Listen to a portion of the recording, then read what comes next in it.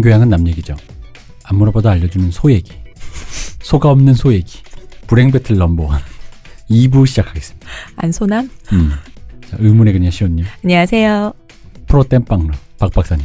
안녕하십니까. 네, 안녕하십니까 이동규입니다. 자, 근데 오늘 진짜 박 박사님 정말 너무 좋은 분이세요. 왜요? 감사해요. 박 박사님 없었으면 대표님 둘이서 이러고 있을 뻔했잖아. 그치. 아니지, 박 박사 얘가 괜히 한다 그래. 내가 괜히 물어봤어. 그럼 그냥 야 신난다 그냥 한 주 쉬자 이러려 그랬는데. 아 그런 거예요? 얘가 그냥 그럼 할게요 이러길래 아이씨. 거절 모르는 남자였구나. 진짜 눈치 없는 짓 한 거네 이게. 그러니까 아니에요. 덕분에 불행 배틀 듣고 좋아요. 소가 되고 싶은데. 재밌어. 너도 이제 나한테 좀 맞고 눈물을 흘리면. 박 박사님은 눈두덩이 살이 없어서 소 안 돼요. 탈락이야. 근데 여러분 이 힌트가 있습니다. 뭐야? 그럼 제가 지금 홍 작가가 소라 그러지 않습니까? 엄마들이 어렸을 때 뭐 되면 소 된다 그럽니까? 자 밥 먹고 누우면. 그 사람이 그런 사람이야. 근데 그 말 생각이 이상하다. 밥 먹고 누우면 소 된다? 그쵸. 이상한 말인데 이거 생각하니까. 근데 소가 제일 부지런한데 왜 그러니까. 게으름의 상징이 소가 되는지 모르겠지만 게으름의 상징이라기보다는 소처럼 일하게 된다. 소가 돼서. 아 그런 뜻이었나? 그런 거 아니에요? 그러니까 이 대표 같은 사람 만나서 갱기질한다. 그렇지. 딱 맞는 얘기네요. 원앙 소리. 딱 맞는 얘기. 죽을 때까지 이 대표님 등에 태우고 다니다가 아 그렇지. 그렇네. 홍랑 소리. 이제 다음 주부터 제목 바꿔야겠다. 홍랑 소리로. 안 돼. 어쨌든 안 돼. 나 또 다른 생각하잖아. 안 돼. 그렇구나. 소가 없는 방송. 네. 네, 이게 착취하다가 이렇게 그 개드리퍼만 모아서 우리 근데 사실 우리 그 메인을 책임져주는 우리 홍 작가를 제가 매주 괴롭히지만 네. 홍 작가 없이 이렇게 개드립만으로 채워서 만약에 방송을 하면 어떨까라는 상상은 저도 맨날 해봤어요. 난 재밌을 것 같은데. 왜냐면 제 취향이라서. 이게 방송 불가가 많아서 그렇지. 그치, 맞아. 다 B로 이루어져서. 그렇죠. 사실 그런 게 있어요. 우리 댓글에 좀 이렇게 이 사람들 좀 자유롭게, 그러니까 정해진 컨텐츠 말고 정해진 컨텐츠 이전에 여러분들이 그 컨텐츠를 협의하거나 어떤 의견을 조율할 때 그런 부분들이 듣고 싶다 그런 거예요. 그러니까 너무 조율해서 온다. 뭐 찬반 논쟁 이런 거 좀 없느냐. 근데 이제 그거를 들려드리고 싶은데 그렇게 하면 방송 불가. 그러니까 방송을 할 수가 없습니다. 청취자분이 들은 말이 저희가 이렇게 말하는 것보다는 B가 더 많을 거예요. 그러니까 이게 B가 우리가 무슨 예를 들어 아니면 아예 묵음 처리. 비속어를 많이 써서 B가 아니라 많이 가라. 옳지 않은 말이 너무 많이 나와. 네. 옳지 않거나 여러분이 들었을 때 동의할 수 없는, 우리는 동의하는 여러분은 절대 동의할 수 없는 얘기들이 너무 많기 때문에. 네, 그렇습니다. 그래서 제가 그래서 소를 앞에 세우고 방송을 한다. 우리가 소의 얘기에 동조하며. 그렇습니다. 자, 어쨌든 자 여러분 15% 할인해주고요. 국민카드 되고요. 링크는 알아서 호텔스닷컴 어디 갈 때 호텔 안 묵는 사람, 불쌍한 사람. 지금 15%라고 하신 거죠? 네. 저 15%라고 들었어요. 저도 그렇게 들었어요. 처음에. 15% 할인돼주는 15%는 뭔가요?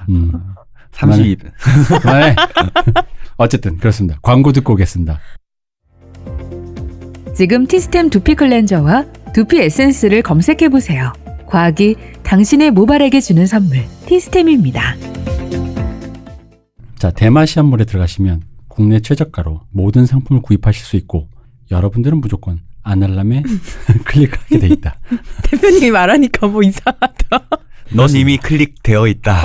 여러분 이미 아날람에 클릭되어 있다. 홍 작가님이 늘 이렇게 소개하잖아요. 네. 그때 광고할 때도 너무 막말하는 거 아니야 했는데 홍 작가 유도 아니구만 이거. 홍 작가는 내가 아까 얘기했잖아.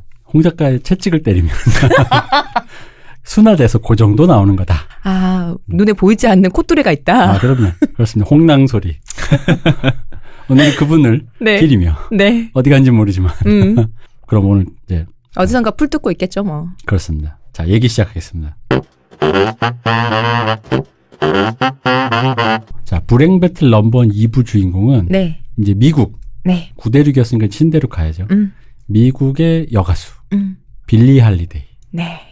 빌리 할리데이. I'm a fool to want you. I'm a fool 아니, 내가 너 비슷하잖아. to want you.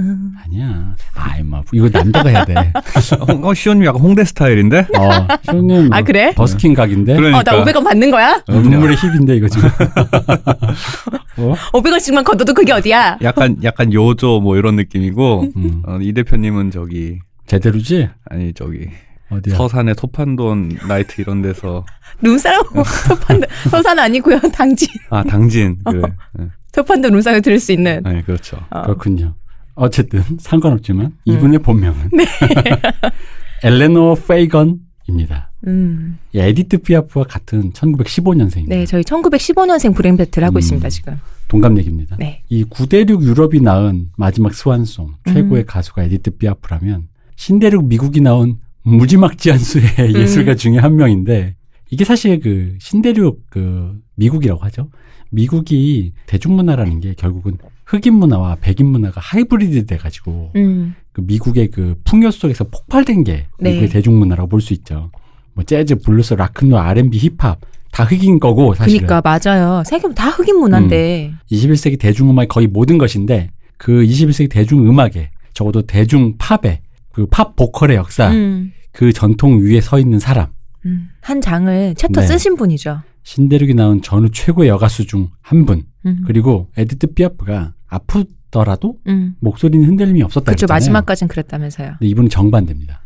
이분은 약물, 술 모든 걸로 그냥 목소리가 망가져서 저 목소리가 이 대표 목소리인지 저 다른 사람 목소리, 여성의 목소리인지 알 수 없다. 근데 더 망가지자. 그럴 거면. 더 망가져. 물론 본인이 의도한 건 아닙니다. 그렇죠. 이게 다시 원상복귀가 안 되니까. 그리고 음역도 더 좁아요. 근데 그 망가진 목소리로 보여줄 수 있는 극한의 소울. 맞아. 그런 겁니다. 가창력이 아니라 소울로 노래를 부른 것은 무엇인가? 뭐 이분에 대한 이 음악에 대한 얘기는 좀 더 나중에 얘기를 해보겠습니다. 네. 어쨌든 이 소울만으로 득음을 하신 분. 소울 득음? 이 소울을 갖기까지 또 불행이 있었다. 바로 이 불행에 대해서 얘기해 보려고 합니다. 자, 이분도 역시 그 유년 시대는 뭐 많이 알려진 게 없습니다. 이분은 또 흑인이에요? 네. 그러니까 이분이 아까 그 에디트 피아프로 치면 빈민가 여성이죠. 네. 여기 같잖아요. 하나가 더 추가되는 거죠. 인종이라고. 그렇죠. 흑인이라는 게 하나가 더 추가되는 거죠. 그렇죠. 난이도가 1 올라갔어요. 이게 1 정도 아닌 것 같아요. 어쨌든 1로 합시다. 그래가지고 뭐 그러니까 전원 아니면 뭐 그냥 이렇게 부정확한 루머 뭐 이런 거에 의존해 있으니까 뭐 이게 그렇게까지 정확하지만 그랬다더라 정도로만 생각하시면 됩니다. 그 예를 들면 이 존 빌리 할러데이 이후에 한 세대가 조금 세대가 한 번 꺾이고 나면 이후에 태어난 스타들 중에 뭐 전설의 또 레전드 뭐 마일즈 데이비스나 존 콜트레인 같은 재즈 스타는 부잣집 아들이에요. 그러니까 약간 이런 서사가 없어요. 그래서 마일즈 데이비스는 되게 잘 사는 집에서 엘리트 교육 받은 사람으로 유명하죠. 아빠가 치과 의사예요. 예. 뭐 흑인이긴 한데 이미 많이 시대가 바뀌어서 이제 줄리어드 다녔었죠. 그죠. 줄리어드 음대 다녔었고. 그런 차별을 좀 많이 줄은 후에. 여전히 있긴 했는데 그래도 좀 이때에 비하면 빌리 할데이 때에 그렇죠. 비하면. 그러니까 뭐 이제 빌리 할리데이 때도 그랬지만 어쨌든 흑인이 돈을 벌고 교육 수준이 좀 있는 흑인들도 있는 시절에 흑인들이었던 거고 이분이 시절이 그 1915년 20세기 초라는 건 아직도 그럼요. 남부에서는 목화를 따고 있을 때다. 그렇죠. 흑인을 니거라고 부르는 게 욕이 아닐 때였어요. 이때는. 그렇습니다. 그래서 이분의 이제 엄마는 사라 줄리아 세디 페이건, 아빠는 클리어런스 할러데이, 아빠 성을 따랐어요. 네. 근데 이제 필라델피아에서 태어났다고도 하고 볼티모어에서 태어났다고도 하는데 사실 그건 어디든 분분해요. 진실은 모르고. 아까도 얘기했지만 어디서 태어나서 언제 출생신고를 했는지 사실상 좀 미미하다. 그 미드 와이어 때문인가 왠지 볼티모어가 더 설득력 있게 느껴지는데.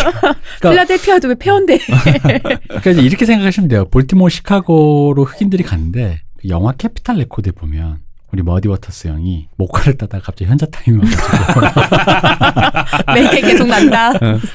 저의 해보고 싶었던 것 중에 하나가 텔레캐스터라는 기타가 있습니다. 그 기타를 든 하드 케이스 안에 389형 하나를 딱 넣고 서울로 올라가는 거예요. 엘마리아치인가요? 그렇죠. 이제 올라가는데 그 디지 길레스피라는 그 최고의 레전드 또 트럼펫터가 이런 얘기를 했어요.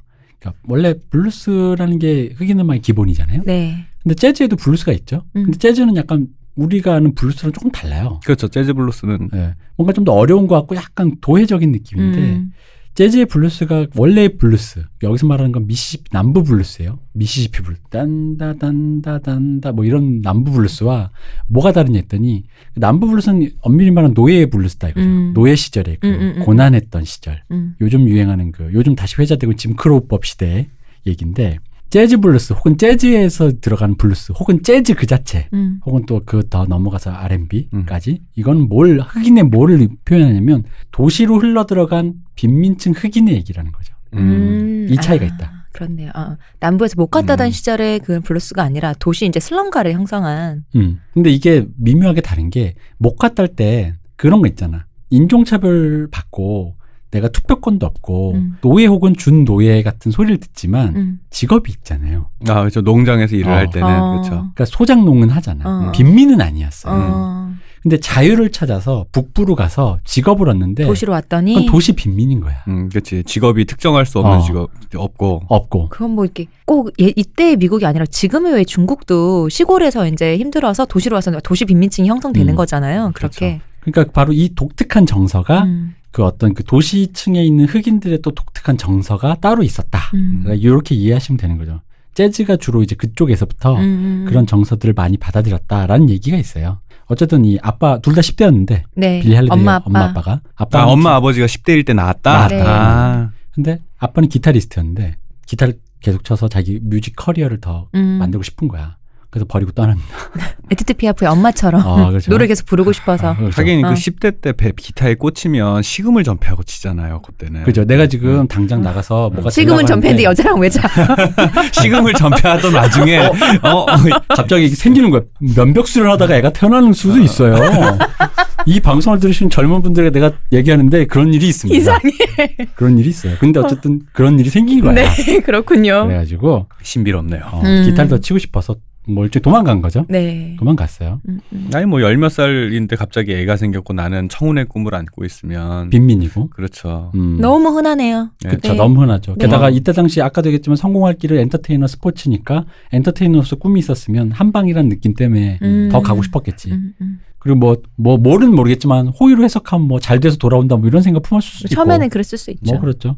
그러니까 뭐 어쨌든 흔한 아주 흔한 네. 미혼의 빈민과 흑인 모녀가 탄생하는 순간입니다. 너무너무 흔해서 이미 불행의 향기가 이미 이 자체가 불행이야. 그렇죠. 맞아. 네, 이미 와이어 알잖아. 볼티모어라니까 여기 지금. 그 지금 계속 얘기하는 더 와이어라는 드라마, 네. 그 볼티모어를 배경으로 하는 그 주인공은 사실 경찰이에요. 주인공은 경찰인데 이 경찰이 그 볼티모어 시내 그 마약 갱단을 잡으려고 그 와이어가 그 도청이라는 뜻이 네. 있잖아요. 그 도청을 함으로써 마약 조직을 쫓는 얘기거든요. 근데 이게 뭐 아시는 분은 다 아시겠지만 그 미국 대학에서 사회학 교재로 쓰일 정도로 그런 그 마약범이라든가 그런 영화 잘 만들어서. 예, 드라마를 잘 그 만들어서. 오바마가 좋아한다고 막 이랬거든요. 옛날에 마약까지. 네. 그래서 저는 그 드라마 때문에 빈민과 흑인 하면 떠오르는 이미지가 볼티모어가 계속 떠올라요. 근데 그건 진짜 그렇게 됐어요. 네. 저도. 이 볼티모어를 지금도 구글 스트리트 뷰로 볼티모어 찍어서 한번 보세요. 그럼 맞아. 바로 아실 거예요. 바로 느낌. 아 그렇구나 이런 동네구나. 아니면 그냥 와이어 한두 편만 보셔도 알 수 있어요. 그렇지. 어쨌든 그런 겁니다. 그래서 여기 이제 그 언니가 볼티모어에 사는데 그 언니 집에 이제 얹혀 살아요. 이 모녀가. 모녀가 이제 얹혀 살면서 이제 엄마가 이제 나가서 일을 하는 거예요. 근데 이제 볼티모어 기록 보관소에 보면 아빠가 프랭크 디비지라는 사람으로 기록돼 있대요. 빌리 할리데이 아빠가. 이게 뭐냐? 나중에 이제 기록 찾는 사람들 찾았더니 추정되기로 그냥 그 병원이나 관공서에서 일하는 사람 아무 이름이나 그냥 삽입한 거예요. 공란이었는데 이렇게 써야 되니까. 뭐 그래서 출생신고는 홍길동 해야겠고. 써는 것처럼. 뭐 그런 거. 뭐 아버지 홍길동이라고. 그러니까 볼티모어 기록 보관소라는 게 우리로 치면은 그냥 저기 뭐 동사무소에 동사무소에 그냥 호적신고. 뭐 이제 그렇게 돼 있었다. 그래서 이제 뭐 이때 이제 엄마가 이제 뭐 수송 일을 또 뭐 했대요. 뭐, 그러니까 뭐 열차 뭐에서 뭘 싣고 뭐 그런 걸 했나 봐. 그 당시 이제 했는데 이제 이때 필립 고우라는 사람이랑 2년 정도 살았는데 요때가 그래도 제일 괜찮았대. 안정적으로 조금. 근데 이제 2년밖에 못 살았다는 거예요. 필립 고흐요 이름이. 네, 필립 고흐예요. 그래서 나중에 중간에 귀 없을 것 같아요. 미묘한데 이 근본이 미묘한데 짝귀야 이름이. 귀야. 근데 중간에 그래서 고흐 이름을 가끔씩 썼어요. 빌리 할리데이가. 무슨 왜 따옴표하고 고흐 뭐 이런 식으로 그런 이름을 잠깐 썼는데 그러니까 좀 어떤 이 기억이 나쁘진 않았나 봐. 이 사람이 살았던 게. 근데 엄마는 늘 바쁘고 이모도 바쁠 거 아니에요. 그치. 그래서 이모의 시어머니가 얘를 봐준 거예요. 아우 이모의 시어머니면 사실상 남인데. 그건. 남이지. 그렇죠. 그러니까 남이다 보니까 남처럼 됐습니다. 예상컨대 그대로. 아 그렇구나. 맨날 결석 갔는데 결석한다는 게 뭐야? 애가 학교 가는지 안 가는지 관심 없다는 그렇죠. 얘기죠. 아무도 신경 안 쓴다는 거죠. 9살 때 잡혀요. 결석했다고? 그러니까 결석해서 그냥 밖에 막 돌아다니는 거지. 근데 생각해봐. 지금이면 어린이가 돌면 얘 뭐하는데 이때는 흑인 애가 돌아다니면 일단 소년원인 거야. 그런 시절이죠. 그 삼천교육 때 뭐 이런 거 그런 거지. 이게 지금 20년대인데. 그래가지고 그런 시절이죠. 감호소에 가는데 이게 아직 좀 소년원인데 그 선한 목자의 집이죠. 안 선한 사람들이 보통 애들을 뭐 그렇죠. 애들을 선하지 않게 대하죠. 한국에도 있지 않나? 선한 목자의 집이라는 이름 많이 봤는데. 선한 목자 자체가 그게 네. 기독교 쪽에서 많이 쓰는 뭐 병원도 음. 있고 뭐 그래요. 그냥 밈이라고 합시다. 어.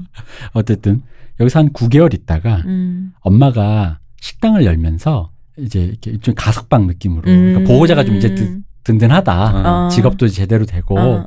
해서 이제 다시 보내도 되겠다. 간 거죠. 갔는데 가서 일만 해요. 학교 못 가고. 어. 그래서 빌리 할러데이의 최종 학력은 초등학교 5학년입니다. 그리고 이 초등학교 5학년 때 또 무슨 일이 있었기에 학력이 또 멈췄냐면 이 11살 때죠. 11살 때인가? 옆집 아저씨가 강간을 합니다. 강간하는데 이제 이 미수로 그쳐요. 왜냐면 빌리 할러데이가 이상하게 어떻게 받아쳤대. 그러니까 도망치고 어떻게 좀 했는데 잡혔어 이 사람이. 근데 웃긴 게 이제 일설에 의하면 법정으로 가긴 갔는데 금방 풀려났대. 이 남자가 백인이라서. 이거 이런 영화도 있고 그랬잖아요, 우리 네. 옛날에. 근데 빌리 할러데이는 명목상으로는 중요 참고인 증인이었는데 그래서 보호해야 된다라는 명목하에 아까 갔던 데 있잖아요. 선한 목자의 집. 선한 목자의 집에 집으로? 또 가. 또 가. 이거 그치. 그지 같잖아. 이상하잖아. 난 그랬답니다. 이게 뭐 법정 그 증인이라 그랬다는 얘기도 있고 얘가 무슨 불량죄로 갔다는 얘기도 있고 그게 섞인 거죠. 그렇더라고요. 그러니까 왜 그런 거 아니 분명히 방정하지 못한 기집애가 꼬리를 쳤겠지부터 시작해서 그러니 어디 너가 한번 제대로 사정 청취를 하겠어. 그래 넌 중요 참고인이니까 일단 여기 있어. 요런 식인 그리고 거지. 이게 이제 11살 정도면 이제 어느 정도 자아가 생겼을 텐데 좀 이렇게 억울하다고 자기 어필을 했으면 흑인 가난한 흑인 소녀가. 여자애가 그렇게 말을 몇 마디 더 하면 되바라지는군요. 그렇지 그 백인 경찰들이 얼마나 꼴박이기 싫었겠어. 이 건방진 것 본때를 좀 쓴맛을 보여줘야지 뭐 이랬을 확률이 아니 그리고 불량 청소년이었구만. 그렇게 조리 있게 말을 했다 이거야. 저 아니에요. 뭐 이렇게 약간 똑똑똑똑하게 말했으면 더 그런 생각했지. 요거 봐라. 요거 아마 요거 머리가 요거 여문 게 보니까 어린 꽃뱀이네 이거. 머리 여문 걸 보니까 꽃뱀인 게 뭐 이럴 수 있는 거죠. 그냥 애가 어버버했으면 오히려 그렇지. 풀려났을 수도 있었는데 어쨌든 거기서 또 있다가 이제 풀려나요. 그래서 이때 이제 윤락업소 그 있는데 거기서 이제 청소하면서 이제 일을 하면서 살아요. 창녀촌 거기를 복도 청소, 계단 청소하면서 사는데 20, 30년대 이럴 때 흑인 소녀들이 뭐 이렇게 잘 사는 백인네 집에 가서 하인으로도 하녀로도 그죠. 많이 있고 그랬으니까 뭐 그런 일을 했겠죠. 그래서 이때 하지만 더 학급이었다. 창녀촌에 있었으면. 근데 이때 들었던 노래가 이제 베시 스미스랑 루이 암스트롱 노래인데 이 베시 스미스가 블루스 여왕이거든요. 네. 이분의 노래를 약간 생각해 보면서 이 청년촌에서 청소를 이 노래를 흥얼거리면서 했다는 풍경 생각하면 약간 좀 짠하거든요. 특히 나중에 이 노래가 있어요. Take nobody's business if I do라는 노래인데 이거 그냥 가사만 한번 찾아보셔도 돼요. 네. 이게 나중에 이제 빌리 할러데이가 리메이크도 해요. 자기가 너무 좋아하는 노래라서 그냥 보기만 하면서 아니, 노래 첫 소절 들으면 속상해. 속상한 노래야. 근데 블루스라는 게 그런 음악이긴 해요. 블루스는 늘 항상 그 얘기 하지 않습니까? 블루스에 대한 그 미국 밈이 있어요. 블루스는 어떤 거냐면 일단 블루스에 어울리는 음료는 뭐냐? 칵테일 중에 트로피칼 안 돼. 안 되지. 트로피칼 안 돼. 그럼 안 되지. 진흙위에 위스키를 부어야 돼. 그런 거. 진이야, 진흙이야. 진. 내가 흑인이라서 돈을 냈는데 그딴 걸 줬다 이거. 위스키에 진흙탕 버가 주는 거야. 이게 블루스라는 거야. 그렇네. 이게 블루스라는 거야. 흑맛 위스키. 그러면서 또 얘기해. 어떤 노인이 수트를 입고 정류장에 우두커니 있으면 그건 블루스다. 하지만 백화점 지하 주차장에 있다면 그건 블루스가 아니다. 하지만 그 지하 주차장에서 한 소년이 노트에 뭐를 적고 있다면 그건 블루스다. 이런 밈들이 있어요. 그렇네요. 여러 밈들이 있습니다. 어쨌든 뭐 그런 얘기인데, 그러니까 인생의 아이러니가 많이 담겨지는 건데 나중에 이제 그 엄마가 이 식당이 잘 안 돼요. 그 뉴욕으로 떠나. 대도시로 가는 거지. 엄마가 음식 잘 못하셨던데. 그런가 보지. 목이 안 좋아서 그래. 그런가? 그러니까 목 좋은 데로 지금 떠난대죠. 뉴욕에 떠나. 뉴욕 할럼에. 근데 이제 이모 집에 또 남겨졌는데 백종원 씨를 알았으면 좀 좋았을 골목 식당. 근데 이제 이분들 애를 그냥 방치하는 분이잖아요. 네. 그래서 이게 하다가 이제 엄마 찾아가. 할렘에. 갔는데 이제 엄마가 거기서 이제 매춘을 하고 있었던 거야. 근데 매춘뿐만 아니라 이땐 알겠지만 아까도 얘기했지만 매춘뿐만 아니라 하는 일은 모든 일 닥치는 대로 일을 하던 시기인 거예요. 일이 있으면 하는 거죠. 일이 먹고 있으면 살기 하는 거야. 위해서. 접시도 닦고 일도 하지 뭐 그게 매춘뿐만 하겠다 이런 게 아니에요. 웨이트리스도 하고 이것도 매춘도 하고 뭐 이런 식으로 다 하는 거죠. 근데 엄마랑 같이 살면서 빌리 할러데이도 매춘을 했습니다. 입이 하나 더 늘었으니 얘도 벌어야죠. 이때 나이가 13살. 13살이면 뭐 일할 때죠. 이때는. 그렇습니다. 근데 이제 노래를 그럼 어떻게 했느냐? 그러니까 이게 뭐든지 할 때였다잖아요. 그러니까 뭐든지라는 게 뭐냐면 어디서 뭘 구해. 예를 들어 무슨 누구누구 뭐 프로그래머 구함. 근데 나는 사실 컴퓨터는 워드밖에 몰라. 근데 가는 거야 그냥. 가서 왜 할 수 있습니다 이거 있잖아. 그래가지고 어떤지 당장 못해도 옆에 있는 사람 하는 거 보면서 뭐 어떻게든 하는 거 있지. 그런 식으로 일하던 때는 거죠. 그래서 댄서를 뽑는 오디션을 간 거야. 당연히 춤 이런 걸 뭘 알아. 근데 간 거지 그냥. 못 추니까 떨어지지. 근데 애가 짠하잖아. 그러니까 뭐 노래라도 좀 불러봐 했는데 노래를 잘 부른 거야. 그러니까 잘 불렀다기보단 사실 이분의 노래 실력이 노래를 잘 부른다고는 할 수는 없어요. 그러니까 그 당시 기준으로 좋은 노래를 부르는 그 어떤 전형성에서 벗어나 있지. 맞아요. 미성도 아니고 음역대가 넓은 것도 아니고 성량이 큰 것도 아니고. 근데 그게 알잖아. 어떤 그런 예술적인 테이스트가 있다라는 걸 발견한 거지. 이 초기 좋은 예술가들이. 야, 그리고 블루스 부르는 흑인 여자들은 뭔가 이렇게 베시 스미스도 그렇고, 뭔가 좀, 이렇게 뭔가 좀 그런 어떤 뉘앙스가 있는데, 진흙탕 냄새 나는데, 너 좀 괜찮다? 너도 진흙 위스키 좀 먹어봤구나. 불러봐라. 이렇게 한 거야. 목소리가 블루스야. 그래서 어찌됐든. 잠깐 요거 K-팝 스타에서 박진영 씨가 기가 막히게 이런 거 잘 표현했던 것 같은데. 우리 JYP가 이런 건 최고지. 자, 그런데 어쨌든 이거 취직한 거잖아요. 네. 뭐 비정기적으로나마. 그래도. 저는 사실 매춘이라는 직업에 대해서는 별 호호가 없지만 그 직업이 이 나라, 이 세상, 지금 우리가 살고 있는 21세기, 20세기, 21세기에 기울어진 상태에서 그 직업 자체가 낙인을 갖게 되는 효과가 있다 보니까 즉 빈민이고 아무런 상징 자본을 갖지 못한 사람이 할 수 있는 게 몸밖에 없을 때 그중에서 최약자, 남성보다 더 약자인 여성이 할 수 있는 일이고 그 일이 결국은 낙인이 돼서 그것밖에 할 수 없다는 그 구조가 그지 같은 거지. 네. 거기서 벗어날 수 없게 만들죠. 맞아요. 만약에 매춘이 그냥 저는 생각해요. 그냥 그 자체로 부가가치가. 왜냐면 구한머준만 봐도 허준도 몇백 년 전만 해도 의사라는 게 그닥 부가가치 생산하는 직업이요. 그런 시기로 세상이 뭐 천지개벽해서 매춘이 그런 직업이 될 수도 있다고 나는 보고 가능한지는 모르겠으나 어쨌든 그 직업에 대한 호호가 아니라 그래서 그 직업을 매춘이 너무 천한 직업인데 그 직업 안에서 다행이다 이런 느낌은 아닙니다. 그냥 빈민의 여성이 헤어날 수 없는 낙인이 찍히는 것에서 벗어나서 조금은 뭔가 다른 일로 부가가치를 생성할 수 있다라는 것에서 다행이다라고 말씀드리는 겁니다. 그러니까 어쨌든 그렇습니다. 그래서 어쨌든 노래를 부르게 된 거야. 그럼 된 거 아니야.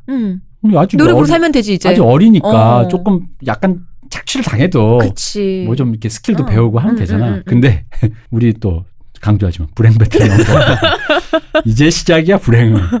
이제 시작이야. 팟빵 게시판에서 누가 더 불행한지 말씀 좀 해주시고 여러분. 이제 시작이야. 뭐 매춘 잠깐 이건 아니야. 왜냐? 1929년이거든요. 이때가. 이때 29년이 뭐냐면 원래 이제 이게 재즈 역사에서 되게 중요해요. 그 역사학자 에릭 헙스홈이 이런 말을 했대요. 그 조사하기로 1929년까지 약 6만 개의 재즈 밴드와 20만 명의 직업 뮤지션이 성행했다고 해요. 미국에서? 네. 왜냐면 20년대가 20만 명이 어머나다. 그 위대한 어머하다, 개츠비의 진짜. 그 시대. 번영이 20년대. 막 그냥 블링블링 할 때. 가장 위대한 술잔치. 금주령 떨어졌다고 하지만 맞아. 역설적으로 그럴 때가 더. 가장 위대한 술잔치였다고 말하는 그 번영이 20년대예요. 그러니까 그 초기 재즈 히어로였던 뭐 음악 좋아하시는 분 알만한 듀크 엘링턴이나 루이 암스트롱, 베시 스미스가 이제 활동하던 시기인데 이게 왜 부르느냐? 이 해에 10월에 드디어 대공황이 찾아옵니다. 1929년 10월에. 네. 네. 무려 700만 명이 실업자가 되고 임금이 39%가 감소했다. 평균 임금이. 이거 이중되면 거의 세상이 망한 거잖아요. 그렇죠. 네. 이게 어마어마한 거죠. 부모가 자식 팔고 그랬어요. 네. 근데 사실 음악을 들으려면 돈도 좀 쓸 사람도 좀 있고. 문화를 향유한다는 게 그렇잖아요. 약간 그렇지. 여유가 생겨야지 하는 거니까. 수사 먹을 돈이 있는데 사람들 지금 나가서 배급받고 있다고 지금. 그러다 보니까 음악 산업도 이제 줄줄이 줄도산이야. 그럼 생각해봐. 내가 이 씬에 처음 들어왔어. 근데 이 산업이 망했어. 나 여기서 이제 유망주인데 이렇게. 와 K-팝 유망주인데 한국 망했네. 뭐 이런 거 있잖아. 김정은이 핵 쐈네 뭐 이런 거 있잖아. 너 다음 달 데뷔야. 근데 오늘 김정은이 핵 쐈어. 안 쏘기로 했잖아. 뭐 이런 거. 너 다음 달 데뷔야 했더니 너 다음 주 입대야 이러면. 그러니까 그런 거. 저 데뷔는요. 일단 입대야. 그 웃긴 게 당연히 그럼에도 불구하고 파이가 큰 사람들, 빅스타들은 이런 걸 피해갈 수 있잖아요. 이미 다져놓은 사람들은 피해갈 수 있죠. 시장이 작아지면은 거기에서 이제 나름의 그쵸. 브랜드 파워를 갖고 있는 사람들 것만 남죠. 남게 남죠. 되죠. 예. 그러니까 다 망했는데 듀크 엘링턴 같은 이 빅스타는 어쨌든 사는 거예요. 남은 재즈맨들을 어떡할까 하다가 뭐 대부분 굶어 죽었고 딴 일 했고 뭐 이제 유럽으로 이제 공연을 간 거예요. 구대륙으로. 근데 이 유럽을 갔다 온 게 일종의 신사유람단이 된 거야. 유럽에 갔더니 예술가이자 손님 대접을 해줘. 우리 여기서 그냥 딴딴한데. 그러니까 여기서는 공연을 클럽에서 하면 이박 깜둥이였거든요. 맞아. 근데 미스터라는 말을 처음 들었대요. 이 미스터라는 말을 찰리 파커가 그 유명한 비밥의 색소포니스트의 전설 찰리 파커가 미스터란 말을 유럽 가서 처음 들었다. 미국에서는 못 들어보고. 그렇구나. 그러니까 이제 그 유럽에서는 그 재즈나 팝이라는 게 미국에서 내한 공연이잖아. 그렇죠.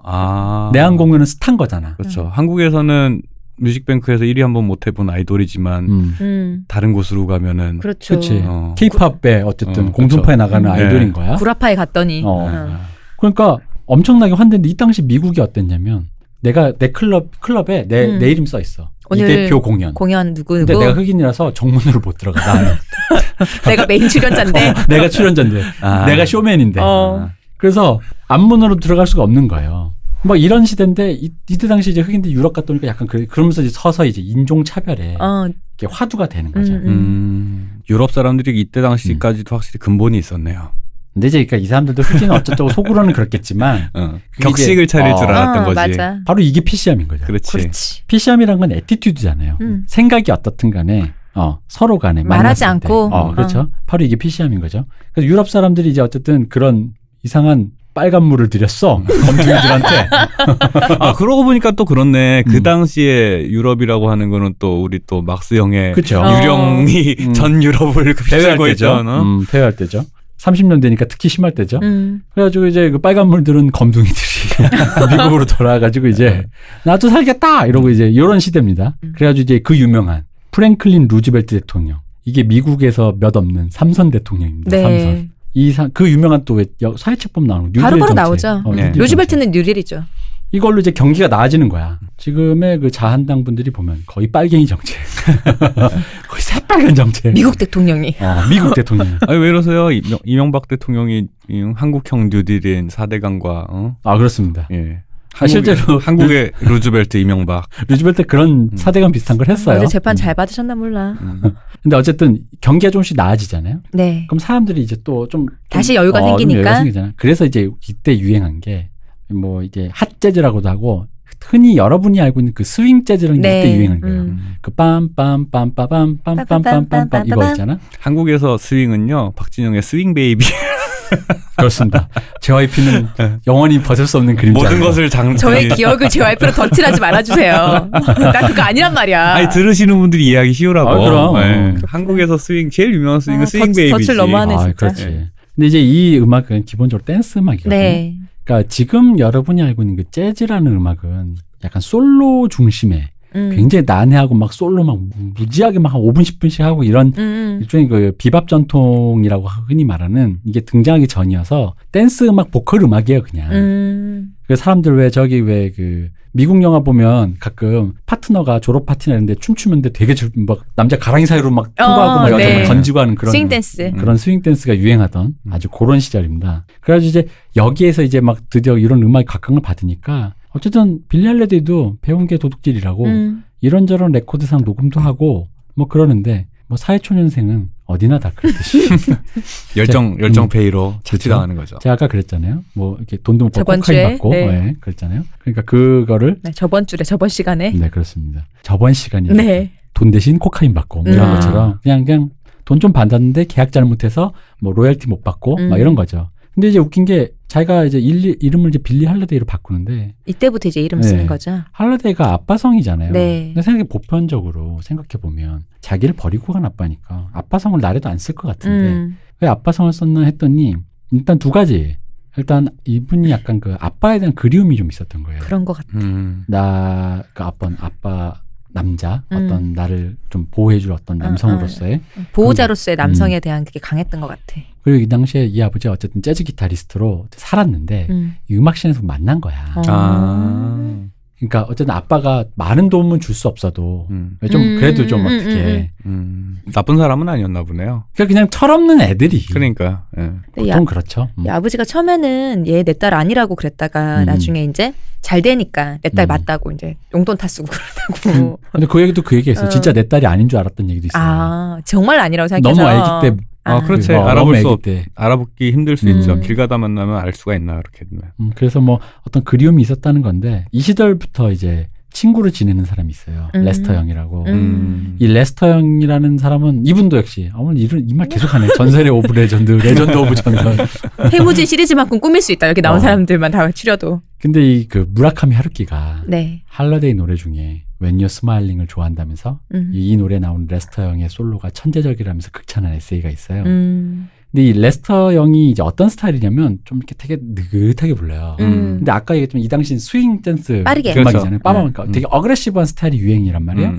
팍팍 치고 들어가는. 이 이후에 이제 이 솔로이스트가 좀 더 중심이 되면서 솔로 중심으로 나왔는데 그것 때문에 비밥이라는 장르가 나오는데 비밥도 엄청 빨라요.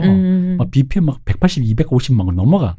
그러니까 그 어그레시브한 주자들이 각광을 받는 거죠. 그래서 이분은 상대적으로 약간 각광을 못 받았어. 그러니까 기타를 치면 약간 속주기 스타리스트들이 각광을 받는 시대에 이분은 느긋하게 에릭 클랩튼 같은 사람이 슬로우 핸드로. 근데 비밥이 너무 빠르다 보니까 그거에 대항마로 그 이후에 이제 쿨재즈라는 게 나오거든요. 그때 암약해 있던 레스터 형을 좋아했던 레스터 형에게 영향을 받았던 사람들이 이제 등장하는 거예요. 위로 이제 수면 위로 오르는군요. 건토중래를 이때만을 기다렸다. 그러니까 몇십 년 동안 이 스타일을 좋아했던 사람들도 있었던 거야. 약간 그래서 처음에는 이 사람이 너무 느긋하게 막 레이백 하면서 그러니까 느긋하게 막 뒤로 박자 뒤로 밀리면서 부르는 게 박친가? 뭐 이런 말이 있어요. 좀 그랬던 거야. 근데 어쨌든 이 사람이 왜 빌리 할리데이와 영혼의 듀오냐면 둘이 스타일이 비슷한 거예요. 노래 스타일이, 음악 스타일이. 이렇게 빌리 할리데이도 노래를 그렇게 부르고 이분의 색스폰도 약간 그런 느낌인 거예요. 한 사람의 영혼이 남과 여로 보컬과 색스폰으로 나뉜 그런 느낌. 게다가 둘이 플라토닉한 친구로서. 근데 멋있네. 멋있죠. 근데 그래서 왜 우리 알고 있는 이제 이후에 나오는 쿨재즈 계열의 이런 스타일들 스탄 게츠, 제리 멀리건, 덱스터 고든 뭐 다 들으면 이제 재즈 좋아하는 사람 다 알 거야. 다 어벤져스야. 근데 이 사람들이 다 이 레스터 형이었던 후예인 거죠. 스탄 게츠, 덱스터 고든이라니까 알겠어요. 그죠? 네. 거기다가 그 심지어 제가 좋아하는 마빈 게이마죠. 네. 노래의 호흡을 레스터 형의 보컬, 이 색스폰을 들으면서 연습했다고. 그렇죠. 이 아티스트들 음악들이 공통점이 보고 있으면 사람이 되게 느긋하고 릴렉스되고 이렇게 춤을 추더라도 막 미드 템포에 약간 그런 거 흐느적대는. 그렇죠. 슬로우 그루브라고 하죠. 그렇죠. 무한도전에 박진영이 또 나와서 이 얘기를 했었어요. 저는 BPM이 너무 높으면 흥이 안 나요. 맞아. 이분은 어떻게 벗어날 수가 없다. 팔다리가 연체동물이 된 것 같은 그런 춤을 추는. 근데 저 참고로 전 JYP 좋아합니다. 거짓말 아닙니다, 진짜. 맞아요, 이거 진짜예요. 진짜입니다. 맞아요. 계속 대표님 얘기하시는 것도 제가 얘기하는 것도 그렇고 박진영을 앞으로 까겠다고 하는 말이 아니에요. 애정이 있으니까 다 알지. 박진영 씨가 갖고 있는 그 모든 것이 우리 한국인의 그 정서, 한국인의 밥상부터 모든 것이 들어가 있는 K-pop 스타 에센셜이죠, 거죠. 들어가 있어서 그런 겁니다. 그래서 어쨌든 이 마빈 게이마저 영향받은 이 레스터 형. 근데 이분이 약간 그 고문관 스타일이에요. 고문관 스타일이라고. 그러니까 말을 할 때 예를 들어 뭐 남을 힘들게 하는 사람? 그러니까 그냥 독특한 사람 있잖아요. 말할 때 예를 들어 뭐 시호님 이러면 되는데 자기 말 부르는 거야. 우리 빵빵시옷은 말이야. 말하면서 밑도 끝도 없는. 그래서 왜 지금 빌리 할리데이 원래 별명이 레이디 데이라는 닉네임인데 이 레이디 데이가 이분이 붙여준 거예요. 그냥 밑도 끝도 없이 레이디 데이 이런 거예요. 홀리데이의 데이만 남겨서 레이디 그러니까 데이라고. 다른 사람한테도 그냥 이름을 그런 식으로 부르는 거야. 자기만 아는 별명을 붙여서. 그리고 심지어 말할 때도 내가 말할래 이러면 갑자기 뭐 이런 식의 어떤 자기만의 독특한 단어 추임새 쓰임새가 있는 거예요. 그러니까 약간 진짜 고문관 스타일인 거예요. 근데 요즘으로 하면 뭐 4차원이다. 약간 4차원인 거지. 중학교 때 외계어 자기가 만들어서 쓰는 그 느낌 나는데. 근데 웃긴 게 이분이 사람이 많았대. 왜냐면 이분에 대한 평이 그 외분에게는 증오 빼고 모든 것이 다 있다. 사람에게 호인이었구나. 그러니까 아무하게도 화를 내지 않고 너무나도 그러니까 빌리 할리데이가 되게 까칠한 성격이라 그랬거든요. 빌리 할리데이는 친구를 평생 했다는 이유가 이 형 자체가 받아준 사람이구나. 되게 느긋한 사람이었던 거예요. 남한테 이따위로 말하는 사람이 자기가 성격 더러우면 어떡해. 그러니까 레스터 형 그래서 이 형이 약물 중독은 같이 했지만 주변에 어쨌든 갑자기 허를 찔리는 기분이. 네. 이 형 저기 뭐야 불명예제된가 했는데 그것도 약물 군대에서 약물 뭐 이거 하다가 그렇구나. 어쨌든 약간 또라이 취급받지만 사람은 좋아서 늘 그 사람을 좋아했던. 그래서 이분을 좋아하는 그러니까 재즈 뮤지션들은 다 이분을 좋아했던 거야. 영향도 많이. 그래서 이분이 죽었기 때문에 그 추모곡이 있는데 그게 네. 그 유명한 재즈 곡 중에 그 유명한 노래. 찰스 민거스가 만든 굿바이 포크 파이 햇. 이게 이제 락 팬들은 제프 백이 네, 와이어드라는 앨범을 쓰셨잖아요. 네네. 그리고 자니 미첼도 부르고 그 유명한 음인데 이 노래를 지금 저희 방송을 들으시면서 틀어놓고 이 분위기 딱 맞아요. 근데 저희가 사실 불행배틀 얘기하면서 좀 웃고 있어가지고 안 맞긴 하겠다. 근데 우울하게 방송할 수는 없어서. 그러니까요. 어쨌든 이거 약간 누구야 저기 윤도현이나 이런 배철수 이런 분들이 나레이션으로 해야 될 것 같아. 레스터 형에겐 징후 빼곤 모든 것이 다 있었다. 이러면서 레스터 형 중장단입니다. 중장단. 발음 레스터 형은 잘한다. 자 어쨌든 다시 돌아와서 네. 경기가 나아지고 음악씬에서 경력 쌓다가 드디어 빛을 보는 게 이 당시에 이제 빅스타 중에 한 명이 카운트 베시 밴드가 있어요. 카운트 베시 밴드의 메인 보컬이 되는 거예요. 빌리 할리데이가요. 그리고 이제 이 카운트 베시의 라이벌이라고 하신 척웨베이라는 밴드가 있는데 거기 또 메인 보컬은 엘라 피츠제럴드. 이분도 어마어마 유명하잖아요. 엘라 피츠제럴드는 뭐 그냥 근데 이게 이런 게 있어요. 미국에 만약에 이 촉이 그러니까 여자 보컬이라고 하면 사실은 빛과 어둠이자 모든 걸 아우른다고 하면 사실 엘라 피츠제럴드를 뽑아요. 그렇죠. 왜냐하면 음역대도 높고 그러니까 모든 걸 갖춘 거야. 그러니까 우리를 치면 뭐 에일리 같은 거야. 그래서 테크니컬한 모든 걸 갖춘 거지. 뭐 마치 이런 거죠. 그러니까 그 엘라 피츠제럴드는 패티김이라면 그 저기 누구야? 빌리 할러데이는 한영애 씨? 그죠? 한영애 씨 같은. 그쵸. 한영애 씨 바로 같은 한영애 씨 그런 같은 느낌 느낌인 거야. 나요. 약간 성격 배운 거지. 마치 로버트 드니로와 알파치노 같은 느낌. 이 엘라 피츠제럴드 노래 중에서 다 아는 게 그 접속의 그 러버스 콘서트 아닌가요? 아니요, 그건 사라본. 사라본이에요. 이분 노래도 듣자마자 아는겠던데. 드림 오브 드림 그거다. 이 엘라 피츠제럴드가 약간 나이는 한 2살 정도, 2-3살 어린데 어쨌든 엘라 피츠제럴드는 그냥 이 여성 보컬에 대명사. 우리가 흔히 생각하는 보컬. 퀸인 거예요. 그래서 이제 그 사보이 볼룸이라는 극장에서 이 두 밴드가 배틀이 붙은 거예요. 누가 더 같이 잘하냐 막 이런 거. 그래서 막 관객 투표도 하고. 그녀도 밴드의 보컬이었거든요. 이거 아예 배틀을 붙인 거네요. 투표까지 하고. 붙인 거야. 프로듀스. 근데 이제 관객 투표로는 3대1로 엘라 피츠제럴드가 승리한 거예요. 아니, 너무 당연하다고 생각해요. 이건 당연한 거예요. 그러니까 진짜. 왜냐면 정인 씨가 부르는데 옆에서 에일리 같은 사람이 부르면 아무래도 음역대도 넓고 그렇죠. 경연 이런 경연 이거 나는 가수다 해서 이미 다 증명을 했잖아요. 그러니까 지르고 풍부하게 성대 차력사들 맞아요. 이런 느낌이니까. 그렇다고 해서 이제 엘라 피츠제럴드가 성대 차력사란 말은 아닙니다. 그렇죠. 그렇죠. 그러니까 다 갖췄다. 테크니컬리 그러니까 우리가 알고 있는 보컬의 정석 있잖아요. 성량 크고 뭐가 음정 정확하고 음역대가 넓으며 모든 곡을 다 소화할 수 있는 팔색조 같은 그러니까 주연 배우 같은 역할을 할 수 있는 어떤 그런 보컬리스트라는 거지. 근데 어떤 잡지는 엘라가 이겼다. 또 어떤 잡지는 빌리가 이겼다 그랬는데 빌리 할리데이가 이겼다고 한 잡지가 그 유명한 지금도 발행하는 다운비트지거든요. 다운비트지가 재즈 전문 매거진인데 왠지 또 이게 눈물의 힘 냄새가 나는 거예요. 다운비트지가 이랬다니까 눈물의 힙의 냄새가 살짝 나는 거죠. 좋은 시절이었네요. 뭐 그렇습니다. 그렇구나. 이때가 그 잡지의 마지막 전성기였을지도 몰라요. 그래도 아직까지. 근데 어쨌든 짧게 일하다가 해고당해요.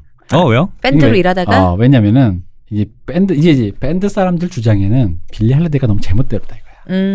근데 또 빌리 할리데이 말에 의하면 너무 일만 시키고 돈을 안 준다 이거야. 짜게 준다 이거야. 근데 저는 사실 강용석 변호사가 양쪽 말을 다 합치면 고소 그분요? 그렇죠.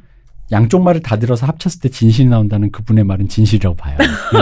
그 말은 좋은 말이에요. 진짜. 네. 근데 진짜 이랬을 것 같아요. 왜냐면은 이 당시에 이제 빌리 할리데이가 너무 개성진 거예요. 그래서 빌리 할리데이한테 모든 밴드 마스터들이 그런 말을 한마디씩 했대요. 만나는 사람마다. 약간 보편적인 스타일로 불러볼 생각 없냐.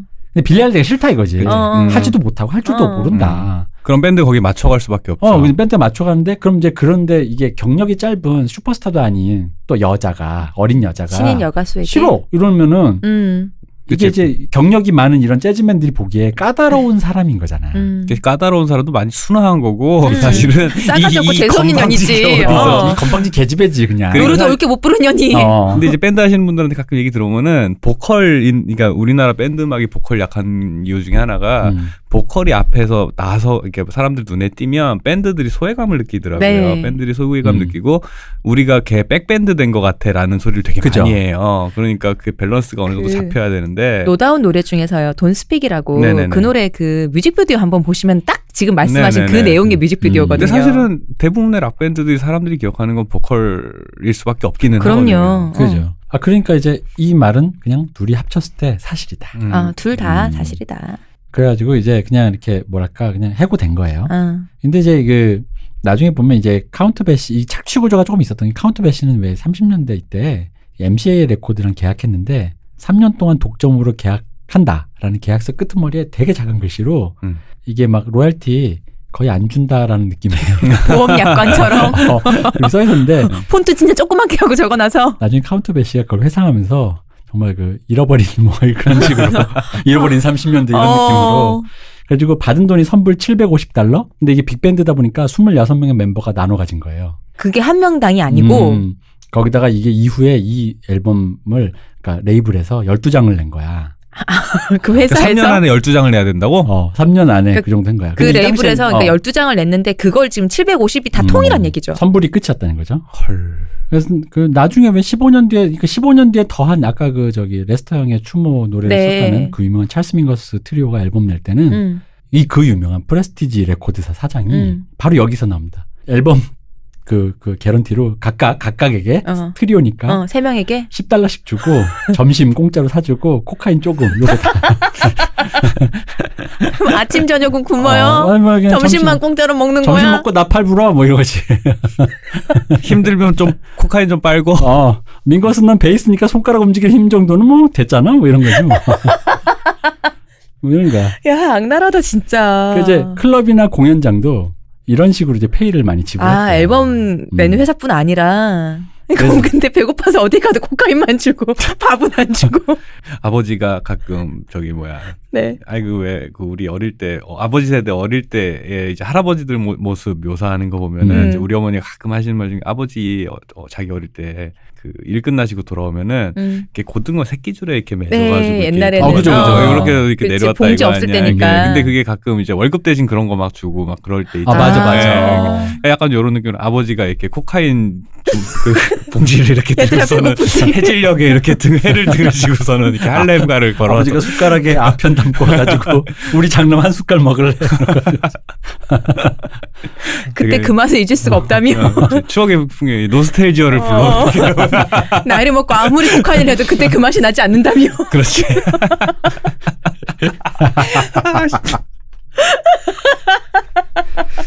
어쨌든 옳지 않다.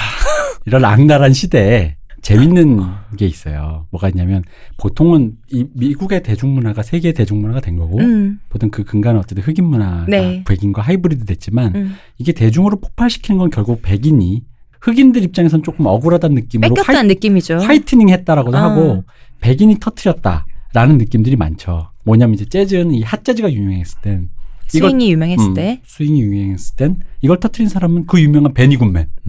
베니 굿맨 되게 유명한 클라리넷 연주자죠. 리듬 앤 블루스와 컨트리를 합쳐서 그런 게 유행했을 때 사실 그 백투더퓨처에 보면 척베리 음악 마이클 제이슨이 치잖아요. 그렇죠. 척베리가 하지만 결국 터트린 건 엘비스죠. 그렇죠. 로큰롤. 블루스는 비비킹이라든가 이런 형들이 했지만 결국 터트린 건 롤링스톤즈예요. 그렇죠. 네. 그런 얘기 그 드림걸스의 버드 나오잖아요. 네, 그렇게. 맞아요. 실제로 비비킹은 영국의 젊은이들, 롤링스톤즈나 비틀즈 같은 그들이 우리를 발견해 준 걸 고맙다라는 말을 했어요. 안 그러면 자기는 그냥 동네 흑인 영원히, 뮤지션인 거야. 근데 영국의 젊은이가 세계적으로 터트리면서 나의 우상은 비비킹이고 뭐 누구누구 미국의 블루스 뮤지션들이다 하는 순간 어쨌든 킹왕짱의 큐왕짱인 거지. 그렇지. 이제 그렇게 된 거죠. 그거 뭐 90년대로 치면 에미넴이 있고 흑인들의 맞아요. 전유물이었던 랩을. 그러니까 이게 시스템이 부조리하지만 그렇다고 해서 이걸 터트린 이 아티스트 백인이라서 욕먹을 이유는 없는 거예요. 근데 어쨌든 근데도 불구하고 이걸로 헷갈리시는 분이 많아요. 그럼요. 백인이 화이트닝 했으므로 옳지 않아. 그 흑인의 것을 훔쳤다라고 많이 생각해요. 베니 굿맨, 엘비스, 에미넴 다 뭐 이런 식. 도둑놈의 새끼들. 단지 백인이라는 이유로 인기가 더 많아. 뭐 이런 식으로 많이 얘기를 하죠. 근데 그 말이 일면 진실이기도 하긴 하지만 네, 그렇다고 해서 인기 많은 게 뭐 그들의 잘못은 아니잖아요. 그러니까 그들이 잘못한 건 아니에요. 네. 드림걸스에서도 딱 그렇게 그렸거든요. 이 도둑놈의 새끼들을 훔쳐가갖고. 근데 그들 덕분에 또 외연이 확장된 것도 맞다는 거지. 그렇죠. 시장이 커졌으니까 그런 장르가. 근데 어쨌든 이 베니 굿맨이랑 같이 쌍벽을 이뤘던 아티쇼라는 이분도 클라리넷도 하시고. 네, 둘 다 백인입니다. 네. 이 아티쇼가 빌리 할리데이를 고용을 해요. 근데 빌리 할리데이가 약간 떨어요. 백인이잖아 이분은. 아, 그러니까 백인의 밴드에 가니까. 백인의 밴드에 가니까 투어를 도는데 거기에 남부가 포함됩니다. 우리 모두 알죠. 남부는 아주 그 백색 차별에 흑백 차별에 아주 심한 곳이잖아요. 이름을 안 부릅니다 이분들은. 그렇죠. 니그로. 그냥 니그로입니다 니그로. 근데 이게 그래서 좀 자기도 조금 긴가민가한데 아티쇼가 너무 빌리 할리데이는 하고 싶었던 거야. 그래서 밴드 멤버도 좀 그렇지 않을까요? 좀 그런 게 아닌 것 같은데 했는데도 하고 싶어서 끝끝내 한 거야. 끝끝내 했는데도 이제 어쨌든 돌잖아요. 그럼 아니야, 예상대로 뭐 날라오고 뭐 아니면 뭐 야 백인 보컬 세워라 왜 검둥이냐 막 이런 항의 들어오고 막 하는 거야. 그러다 보니까 이게 상업적으로 어쨌든 흥업이잖아. 그러니까 아티쇼도 어쩔 수 없어. 백인 보컬 하나 더 고용해. 근데 사실 이게 또 조금 굴욕적인 거지. 그러게요. 그렇지. 그래서 어쨌든 최고 인기를 또 심지어는 빌리 할리데이를 좋아하는 사람도 많았대요. 그렇다고 해서 그 공연 실패한 건 아니야. 근데 문제는 이건 거야. 왜 공연에서 내려오면 현타를 겪는 거야. 그러게. 무대에서는 와 해놓고 나가면 뒷문으로 나가지고 밥도 같이 못 먹어. 아, 그렇죠 당연히. 밴드 멤버랑 밥도 같이 못 먹는 거야. 그러면 인기 스타지만 내려오면 검둥이 년이야. 그러니까 호텔에 묵을 때도 직원용 엘리베이터로 올라가라 그러고. 뭐 이때는 이분들은 본인들의 투어버스 같은 걸 타고 다녔겠지만 버스에 같이도 못 타고 그랬잖아요. 그럴 때니. 그러니까 근데 이제 우리가 아까 빌리 할리데이가 에디트 피아프도 그렇고 어릴 때 살아온 구력이 좀 있다 보니까 깡이 있는 분들이 이분들이 만만한 분들이 그렇지. 아니에요. 그렇죠. 그래가지고 이런 걸 다 각자 매번 클레임을 한 거야. 그래서 멤버들은 또 이게 조용히 피곤하지. 좀 넘어가줬으면 좋겠는데 밥 먹고 돌아오니 호텔 로비에서 싸우고 있고 이러면 좀 그렇잖아. 그 네가 백인이니까 그런 말을 한다 진짜. 근데 솔직히 또 그런 송사에 어울리긴 싫잖아. 이해도 가죠. 이해하잖아. 그래서 어쩔 수 없다. 각자의 갈 길로. 이렇게 또 안녕. 또 이렇게 되는데 너와의 작업은 즐거웠지만 송사는 더 이상 힘들다. 어쨌든 그때 이때 당시 이제 빌리 할리데이가 어디 밴드에 고용됐지 자기 이름값으로 어떤 솔로로 나다. 내가 낸데 이건 해본지 알았다가 그렇죠. 드디어 이제 30년대 후반에 문제의 곡을 발표합니다. 스트레인지 프룻. 네. 이게 이제 그 브롱크스인가 어디 한 저는 이 노래 제목만 알고 있다가 이 사연을 알고 나서 너무 끔찍한 거예요. 소름 돋죠. 그죠? 사진도 있습니다. 그 사진만 보면은 바로 알 수 있어요. 무슨 말인지. 스트레인지 프루시라 그래가지고 그냥 되게 시적인 표현이구나 정도만 이제 생각을 했었는데 이게 뭐 이제 대표님께 다시 설명을 하겠지만은 그 고문당하고 살해당한 흑인 노예를 나무에 걸어놨는데 그거를 과일에 비유한 그런 나무에서 거잖아요. 열린 과일로 비유한. 그러니까 갑자기 되게 너무 이게 그로테스크한 이미지랑 잔인한 이미지가 떠올라가지고 두 손을 묶어놓고 린치를 가하고 목을 매달아서 죽인 사람이 매달려 있는 걸 백인들이 다 보고 있어요. 그걸. 그게 사진도 있어요. 사진이 구글에 꽤 치시면 있어요. 나와요. 네. 그래서 이제 뭐 이런 브롱크스의 그 한 시인이 쓴 시인데 여기에 노래를 교사가 이제 작곡을 해가지고 이제 취입을 한 거예요. 요거는 좀 한번 읽어봐요. 남부의 나무에는 이상한 열매가 열린다. 잎사귀와 뿌리에는 피가 흥건하고 남부의 따뜻한 산들바람에 검은 몸뚱이들이 매달린 채 흔들린다. 포플러 나무에 매달려 있는 이상한 열매들. 멋진 남부의 전원 풍경, 튀어나온 눈과 찌그러진 입술, 달콤하고 상쾌한 매그놀리아 향, 그리고는 갑자기 풍겨오는 살덩이를 태우는 냄새요. 여기 까마귀들이 뜯어먹고 피를 모으며 바람을 빨아들이는, 그리고 햇살에 썩어가고 나무에서 떨어질 여기 이상하고 슬픈 열매가 있다.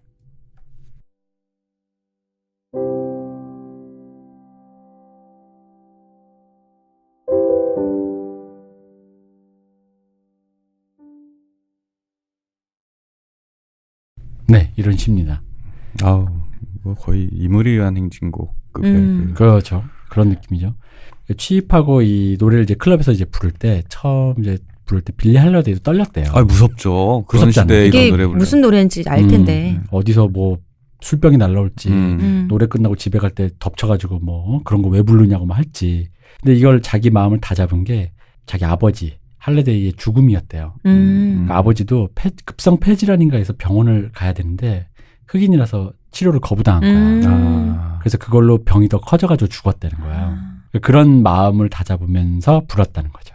이게 뭐 이제 어떤 이제 클럽에서 부를 때 거의 늘 마지막 이 노래를 불렀다고 해요. 근데 어떤 백인 여자가 이 노래를 주문하면서 빌리 그 있잖아 왜 그 섹시하고 그 이상한 뭐 그 열매 나오는 그 노래 한번 불러봐 뭐 이런 식으로 주문하고 그랬다는 거예요. 그러니까 그 섹시한 검둥이 나온 뭐 어쩌고 하는 노래 불러봐. 노래 듣던데 좋던데. 그렇지. 근데 노래를 들어보시면은 되게 약간 나직나직하게 약간 말하듯이 불러요. 노래라는 느낌보다는. 그러니까 완벽하게 이제 저 사람이 우리한테 던지는 메시지라는 거가 생각을 완전 차단되는 들어오지 상태. 않는 그치. 거지. 네. 근데 이제 이 흑인 뮤지션들 얘기를 이제 살짝 잠깐 해보면 그러니까 그 이런 게 있어요. 그러니까 왜 우리는 보편적으로 사회적인 메시지를 다루는 음악가는 그런 그러니까 음악가든 뭐든 약간 그런 사람들은 또 그런 쪼가 있잖아. 애티튜드랄까? 약간 좀 사회 비판적인 그런 쪽에 계속해서 하는 뮤지션 뭐 예술가야? 그렇죠. 그런 식으로 노래를 하는 분들은 왠지 테크니컬하면 거나 기교를 부리면 안 될 것 같고. 그렇죠. 단박하게 그런, 부르고. 예. 그리고 뭔가 대중 가수. 예. 그러니까 예를 들어 아이돌은 사회적인 노래는 안 부를 것 같잖아. 그죠? 엑소가 니무리한 행진곡은 안 부를 것 같고 그 안치환이 빨간 맛을 부르진 않을 것만 같다는 거죠.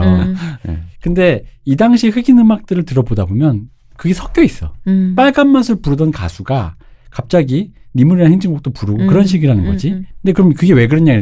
왜 이상하다. 우리가 보기엔 약간 그 약간 지금의 우리가 보기에는 이질적이거든요. 네. 왜 그러냐면 흑인의 정체성이 기본적으로 태어나서 죽을 때까지 이미 차별이라 보니까 맞아. 그런 사회 비판적, 그러니까 내가 흥이 좋아서 러브송을 부르다가도 그게 부스부스 나오는 거야. 러브송을 부르다가 술병을 날라오는데 던지는 건 백인이거든요. 그러니까 그런 차이가 있는 거예요. 그렇죠. 뭘 표현을 해도 그런 영향들이 이제 곳곳에 숨어 있을 수도 있게 해서 드러날 수밖에 없는 건 거죠. 그러니까 애초에 생활에서 의식화, 우리 표현하면 의식화가 되어 있다는 거지. 근데 이게 보편적으로 우리 같으면 이게 의식화라는 게 이제 어떤 계기가 있어야 되는 거잖아요. 뭐 예를 들어 평범하게 살다가 뭐 유시민 작가님 왜 대학교 들어가서 공단에서 일하는 여공의 월급이 자기 자취방인가 서울에 와서 하숙집보다 더 그 하숙집 방세보다도 작더라. 거기에 뭔가 느꼈다. 이런 식으로 의식화가 되는 계기가 있는 건데 삶의 어떤 그 질곡을 발견하는 순간이잖아요. 근데 이분은 숨 쉬듯이. 숨쉬 태어날 때부터 이미 그 질곡과 겪다 보니 그 두 가지가 가능했던 거죠. 그게 나만 겪는 것도 아니고 우리 뭐 엄마의 할아버지 위에부터 계속 겪고 있고 내 자식도 겪고 하니까. 그러니까 마빈 게이가 Let's Get It On과 What's Going On이 한 앨범에 쓸 수 있는 거죠. 두 가지 노래를 그러니까 한 앨범은 아닙니다. 한 앨범 그렇네요. 예. 두 가지 노래를 다 부를 수 있는 거예요. 빨간 맛과 이물 해지고 다 부를 수 있다.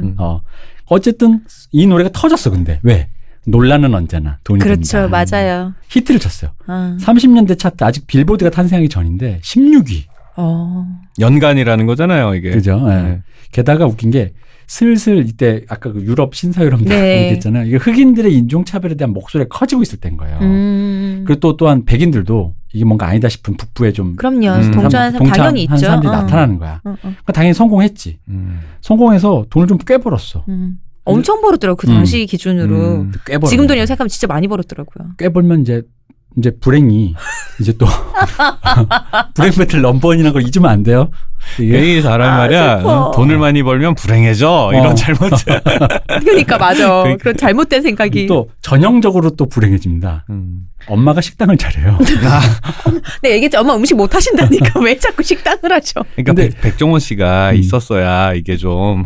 아니 애초에 그 돈의 출차입이 달라. 왜냐면 돈을 일단 딸한테 빌려. 그것도 많은 돈을 빌려서 크게 내.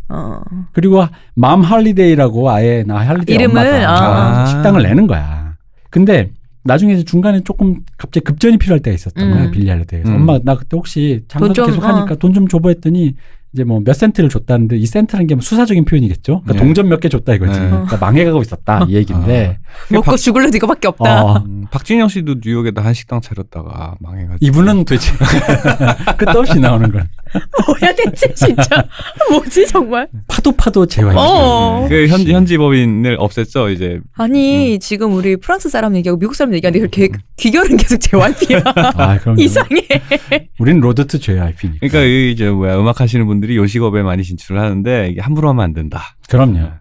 그러나 저러나 없는 돈을 또 보충해 가면서 성공가도에 올랐으니까. 아까도 얘기했지만 이 당시는 미디어가 한정적이라 한 번 뜨면 내려가기가 쉽지는 않았어요. 그렇죠. 맞아요. 그래서 한 번 떠서 계속 히트곡을 내는 거야.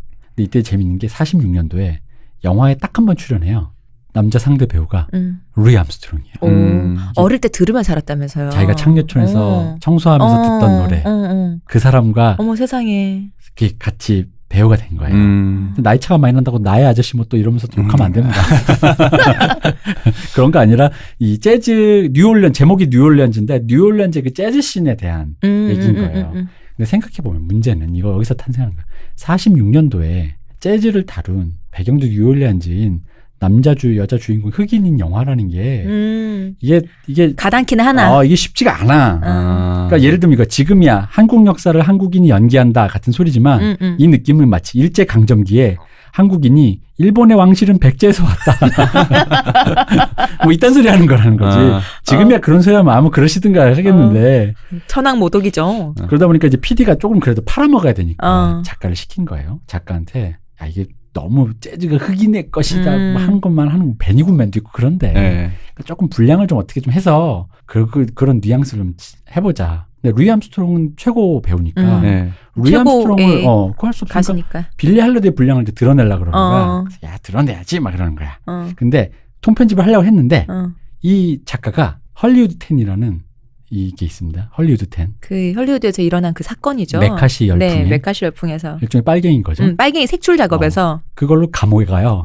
그래서 어쨌든 이 통편집이 불발되고 영화는 개봉됐는데 웃긴 게 이건 거지. 나는 흑인이 재즈의 모든 것을 가지고 있다는 생각하지 않지만 빨갱이라고 라든가 좌파라고 라든가.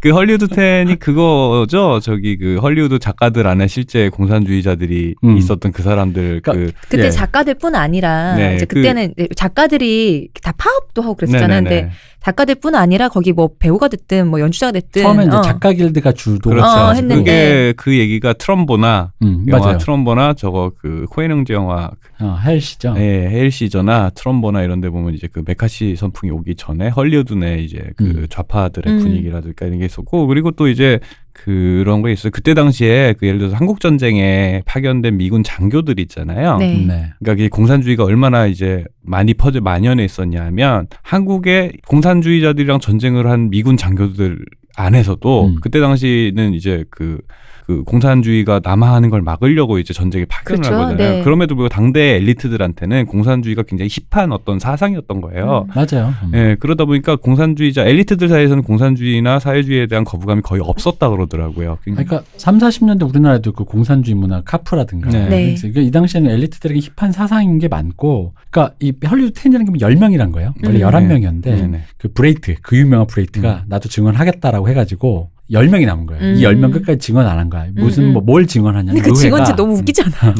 빨갱이를 알거나 빨갱이 짓을 했냐. 네. 대답하지 않겠다. 왜냐하면 사실 대답 안 해도 이건 불법이 아니야. 왜냐하면 네. 이것은 이미 표현의 자유와 그 무피권이 민주주의 있으니까. 사회에서. 근데 여론이 있다 보니까 이 사람들을 어떤 형법으로는 구속할 수 없는데 의회 모독죄로 그냥 잡아버린 거죠.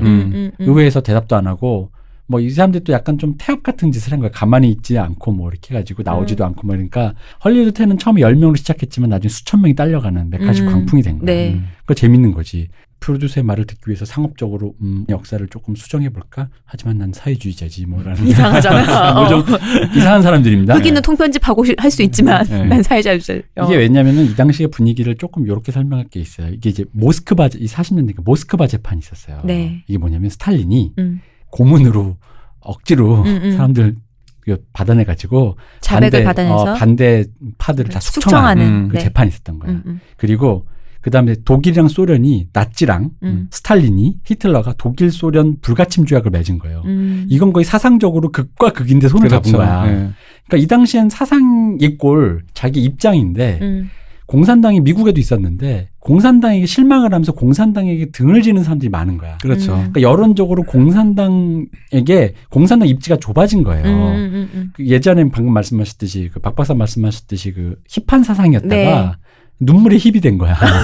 그러니까 이게 그 사상이 있고 예를 들어 레닌이나 초창기 공산주의자들 마르크스 레닌을 올 때 요 공산주의랑 그때 이제 사상 이데올로기로서 이제 그 사회를 변혁하기 위한 어떤 이데올로기로서의 이 공산주의가 실제 구소련에서 구현이 되는 과정에서 모순점이 너무 많아지고 프롤레타리아 독재라든가 뭐 숙청이라든가 이런 문제들이 실제 세계에서 구현하려고 하다 보니 왜곡되는 것들이 있는데 사실은 그거는 실제 세계에서 구현하다 보니 생기는 왜곡이고 사상이 갖고 있는 어떤 원래 추구하고자 하는 반응이나 생각이니까 관념적인 거니까 사실은 둘 사이에 어떤 모순이 있을 수는 있어도 둘 사이가 이게 잘못되신 이것도 틀렸다라는 말을 하기엔 사실은 좀 문제가 있었으나 그때 당시에는 이제 이 대표님 말씀하신 대로 그런 사상이 곧 국가의 체제로 바로 이어진다고 생각을 했고 그게 냉전이 냉전 시대였으니까 그러니까 이 입지가 당연히 그 소련이 종주국으로서 소련이 어떻게 되냐가 사회주의를 지지하는 사람들의 입장에 아주 다이렉트하게 영향을 끼칠 그렇죠. 수밖에 없는 거죠. 그러니까 그 당시 힙한 사상이었으니까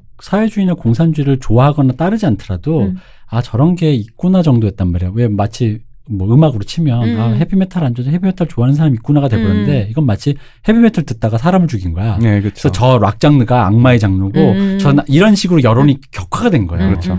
근데 게다가 이제 이게 최초의 계기가 작가 길드가 파업을 한 거야. 뭐 좀 이렇게 고려 좀 올려줘 뭐 이런 거 하다가 근데 이게 자본가 입장에서 헐리우드 스튜디오 입장에서 이 빨간 물들 파업하는 것들 빨갱이들 다 때려잡아. 빨갱이들인 것 같은데 이게 이제 다 연결이 된 거죠.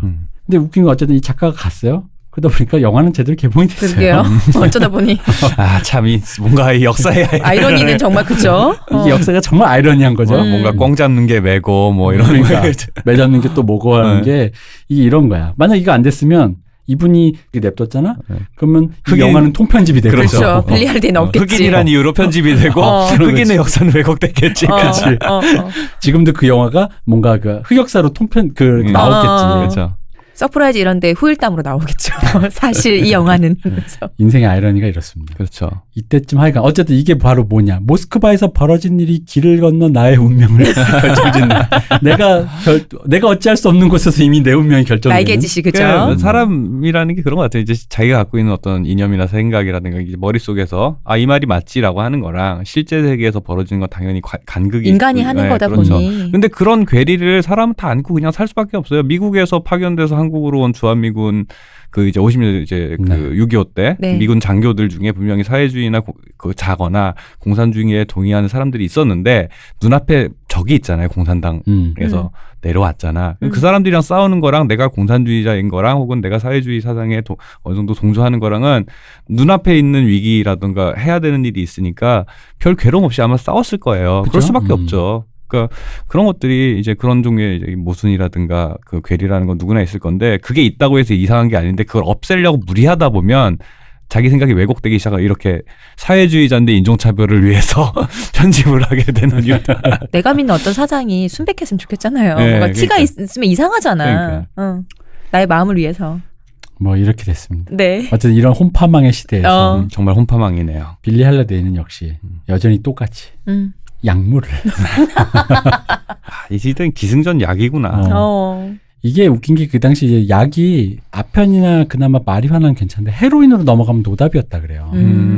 헤로인은 중독성이 너무 강해서 계속 들어가다가 결국 치사량을 넘는 그 순간이 너무 빨리 온대. 그래서 조금씩 점점 중독자가 돼가는 모습이 아니라 어느 순간 이미 그냥 갔다. 그냥 가버리는. 그분 가시는. 근데 이제 이분이 그 자기가 번 돈을 클럽을 열었던 거예요. 근데 클럽이 잘 된 거야. 근데 잘 된데도 10대 때 아편을 시작했었는데. 네.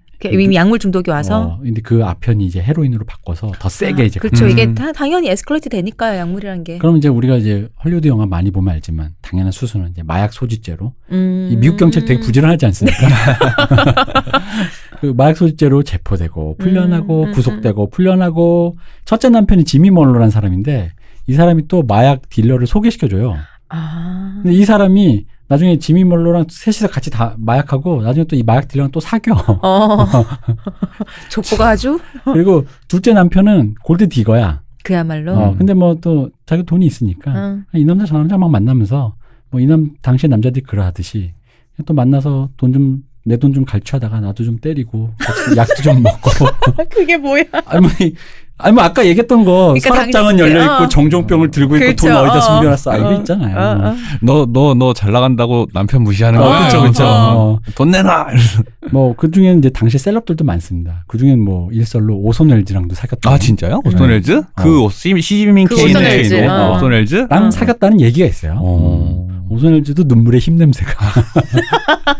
근데 이 시절에 오손웰즈면 진짜 최고의 전성기일 때인데. 그죠. 네. 그러니까 그때 빌리 할 당시에 때도 이때는 정말 잘 나갈 때니까. 그러니까. 오손웰즈는 당대 천재 소리 듣는 그렇죠. 최고의 천재였죠. 네. 사람이니까. 어쨌든 그랬답니다.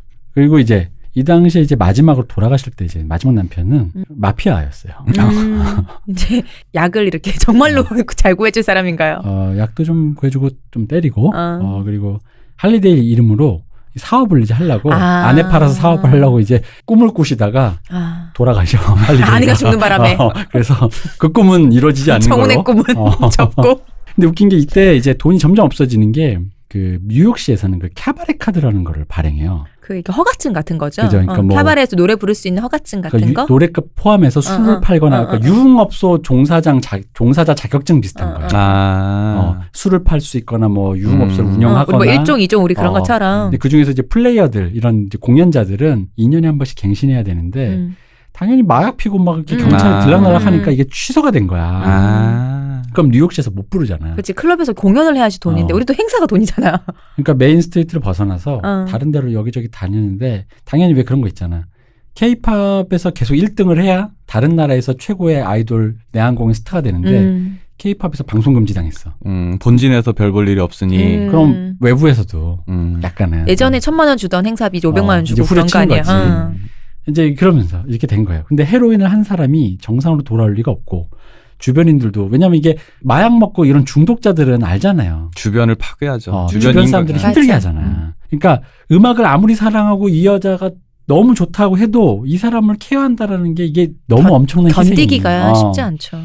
게다가 요즘 이 당시에 또 헤로인은 중독 속도가 너무 빠르니까 그 당시로서는 이게 죽는 걸 기다린다. 그냥. 뭐 이런 표현을 쓸 정도였대요. 왜 마약 중독자들이 미국 드라마 보면 이런 표현을 하거든요. 마약 중독자들이 가장 많이 하는 표현. 그러니까 마약 중독자인지 알 수 있는 표현이 오랜만에 만났는데 혹시 $10 있어? 나 잠깐 빌려줄래? 이따가 갚을게. 이게 딱 10,000원만이네. 10,000원만. 혹시 10,000원 있어? 내가 좀 이따 줄게. 이 표현이 마약 중독자인지 아닌지 알 수 있는 표현인데. 흡연자들이 하면 5,000원 있어? 5,000원만 꺼줘. 빌리 알러덴 자기보다 한참 후배인 마일즈 데이비스한테 돈을 꿨는데 마일즈가 보다 못해. 마일즈 데이비스가 병원에 데려가려고 그랬대. 진짜 그만 좀 하라고. 뻔하니까. 아니 괜찮다고. 나 그냥 $10,000만 $10만 뭐. 아니 난 내가 알아서 할게. 이랬겠지. 그럼 좀 얼버무리는 거 있잖아. 그러니까 알코올, 도박, 마약 이게 다 똑같아. 도박 중독자분도 야 미안한데 10만 원만 빌려줄래? 뭐 이런데 뭐 이런 거 있잖아요. 알코올 중독자도 마찬가지고. 그리고 이 세 가지 종류의 중독자들은 주변 가족부터 해서 가까운 사람들의 인과의 관계를 다 파괴시켜 버려요. 맞아.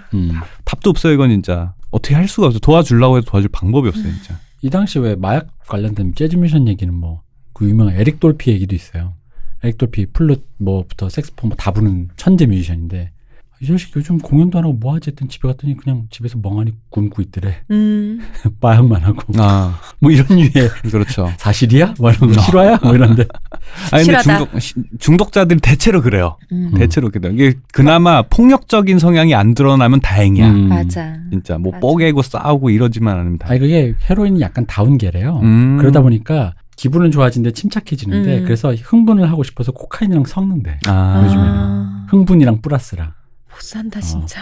근데 어쨌든 이러다 보니까 가뜩이나 이 원래 음역대도 좁고 성량도 작은데 더 좁아지고 막 성량도 뭐 나올 듯 말 듯 되고 막 목소리 막 갈라지는 거야. 웅앵웅 조끼폭기. 그렇지 그거 조끼폭기 되는 거야. 노래인지 나레이션인지 막 중얼거리고 막 이런 상태로 노래를 부르는데 문제는 이게 예술적이었다. 그렇죠, 맞아요. 이게 득음이라는 거. 이런 식으로도 명창이 되는군요. 그렇죠. 소리를 내면 그게 곧 음악이 된다. 이게 이제 이 일화를 증명하는 게 이제 56년에 그 유명한 카네기 홀에서 카네기 홀 이제 공연을 해요. 근데 이제 처음에 리허설 이제 그 길버트 밀스타인이라는 기자가 쓴 표현인데 그분이 처음에 이랬다는 거예요. 리허설 때 보니까 엉망이라는 거야. 제 노래 부르는 건지 마는 건지. 이거 망했다. 공연을 보고 나서 쓴 표현이 딱 이런 게 있어요. 나는 한 가지만 기억한다. 나는 웃었다. 여기서 웃었다는 레프가 아니라 스마일. 이 보고 나서 그냥 인정할 수밖에 없었다. 그리고 드디어 곧 59년 그 유명한 그 I'm a fool. 네. 이게 담긴 레이디 인 사틴을 녹음합니다. 잘하시는데요?